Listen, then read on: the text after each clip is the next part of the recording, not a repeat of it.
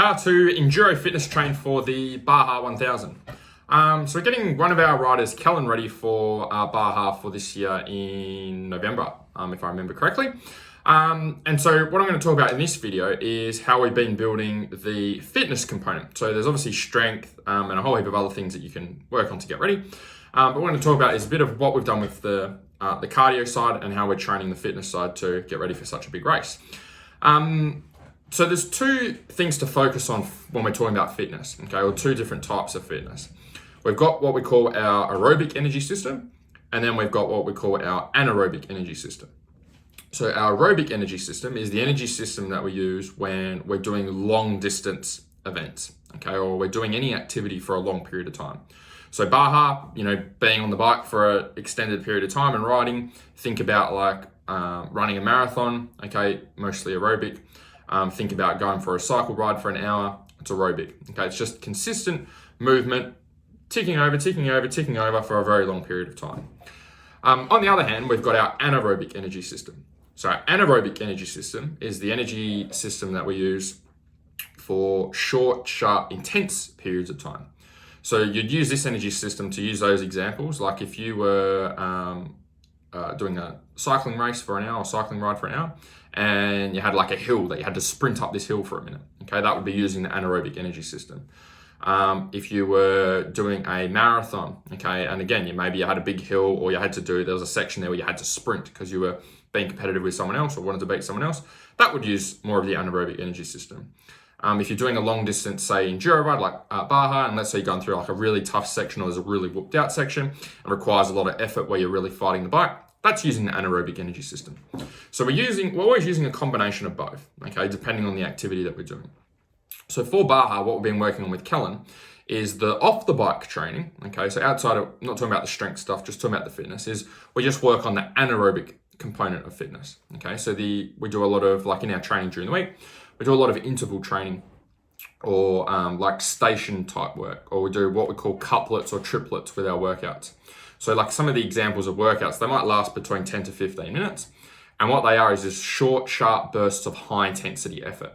So like on a rowing machine, we could be doing intervals. It could be a minute on, a minute off for 6 rounds. Well, that would be 12 minutes. It could be longer intervals, could be 2 minutes, could be shorter intervals where we do like 20 seconds on, 40 seconds off, and we do that for maybe 12 to 15 rounds. So the whole goal of this training is we're not trying to replicate riding BAJA. We're just trying to get Kellen's body good at going very hard for a very short period of time to make sure that he's ready for the different types of conditions that are going to come up when he's racing. The other way that you can train that is you can use, as I was saying, what's called couplets or triplets. So couplet workouts are like where you pick 2 bodyweight exercises that are relatively easy to do and you alternate between both of those. So it could be, for example, it could be 12 minutes, it could be a minute of burpees, a minute of squat jumps, okay? Or you could do what's called a triplet, where you pick 3 exercises and move through those. So you could do like a minute of squat jumps, you could do a minute of push-ups, and then you could do a minute of mountain climbers and repeat through those for 12 to 15 minutes.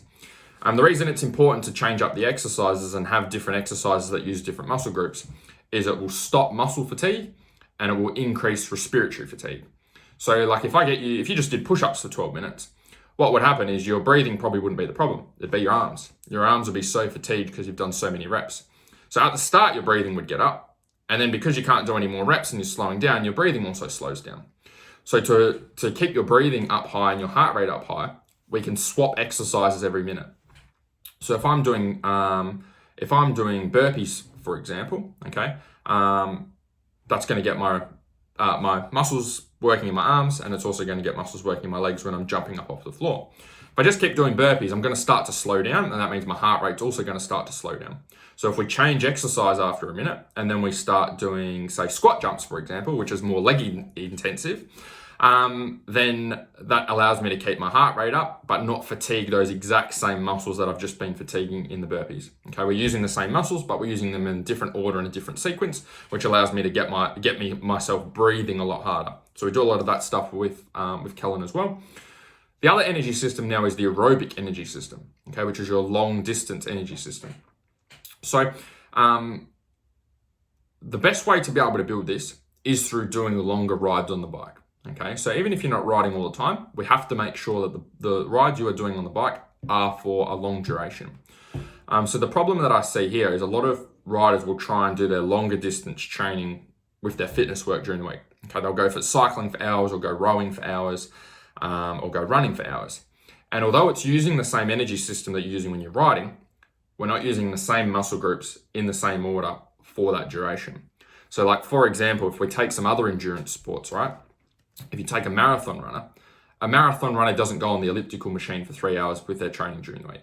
Okay, a marathon runner doesn't go and do heaps of stuff on the rowing machine for hours every week, because they know that the only way for them to get good at running for long distances is to do more running at long distances. Same with distance swimmers, like that do, crazy long swims. They know to get better at crazy long swims, they have to do a lot of volume of swimming. Okay, they're not in the gym doing hours and hours of rowing, or running around the block a million times for hours trying to build up their aerobic fitness, because they know the only way for them to build that really long distance aerobic fitness is for them to do the thing that they're doing in their sport. And that's the same for the riding. So for Kellen, obviously he works full time as well. So it's just about making sure that the rides that he gets out on, if he's getting out every weekend or every couple of weekends, we're trying to ride as long as we possibly can and get our body used to being on the bike. Even with doing that, BAJA 1000, it's 1,000 miles. It's a long time to be on the bike for. It's a lot of riding. So it's going to be hard either way, but it's just making sure we can prepare him as best we can going into the race so that he can have a good race and a good event.